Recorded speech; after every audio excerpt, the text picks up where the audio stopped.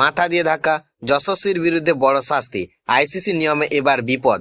কলম্বোয় শ্রীলঙ্কার বিরুদ্ধে দ্বিতীয় টেস্টের প্রথম দিনেই বড় বিতর্কে জড়িয়ে পড়লেন ভারতীয় ওপেনার যশস্বী জয়সওয়াল।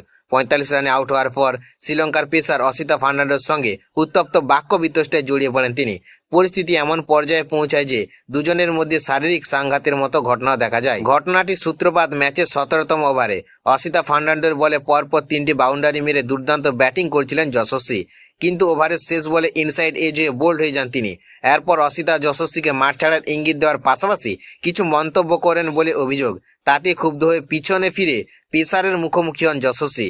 পরিস্থিতি দ্রুত উত্তপ্ত হয়ে ওঠে এবং যশস্বী মাথা এগিয়ে ফার্নান্ডোর দিকে আঘাত করার চেষ্টা করে বলে অভিযোগ উঠেছে। পরিস্থিতি আরও খারাপ হওয়ার আগেই শ্রীলঙ্কার অধিনায়ক ধনঞ্জয় ডি সিলভা হস্তক্ষেপ করে দুজনকে আলাদা করেন।